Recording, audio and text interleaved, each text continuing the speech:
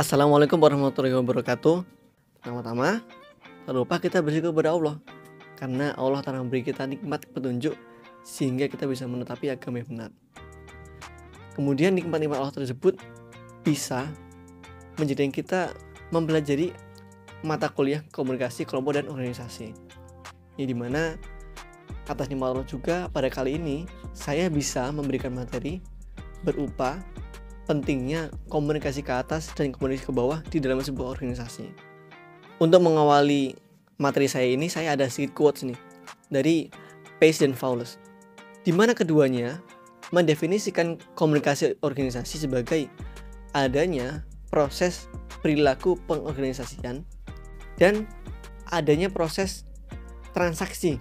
Di sini saya memberikan garis bawah pada kata transaksi, di mana transaksi itu terjadi pada kedua belah pihak, pada pimpinan, juga bawahan, pada ketua, juga anggota. Tidak bisa sebuah organisasi itu yang bergerak hanya pimpinannya ataupun anggotanya.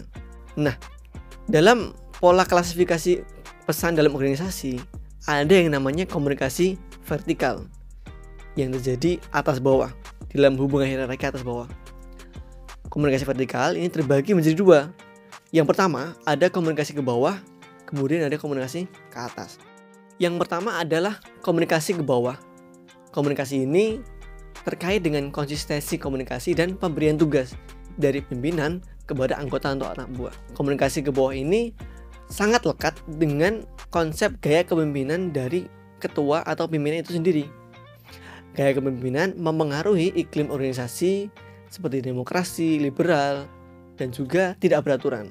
Seperti gaya komunikasi dari laissez-faire, di mana pimpinan itu membiarkan anak buahnya bergerak sendiri seperti organisasi atau komunitas tempat saya merekam di sini. Kemudian ada yang namanya komunikasi, bagian komunikasi vertikal, yaitu adalah komunikasi ke atas. Komunikasi ini terdiri dari adanya penyampaian informasi ke atas, berupa yang pertama adalah keberhasilan. Nah, di dalam studio tempat saya merekam ini, tidak adanya komunikasi ke atas diakibatkan oleh pimpinan yang kabur. Ini mengakibatkan anggota tidak bisa melaporkan keberhasilan yang mereka lakukan untuk dikoreksi. Yang kedua, komunikasi ke atas adalah problem. Bagaimana para bawahan atau anggota itu menyampaikan adanya problem di suatu organisasi atau komunitas kepada atasan untuk dicarikan jalan keluarnya. Sementara kami, di tempat saya merekam ini, tidak ada jalan keluar untuk menyampaikan problem. Kemudian ada ide perbaikan. Ide perbaikan ini menyangkut hal-hal yang berkaitan dengan organisasi, seperti ada yang usulan-usulan atau konsep-konsep yang bagus. Yang terakhir, pada komunikasi ke bawah vertikal ini ada yang namanya ide masalah.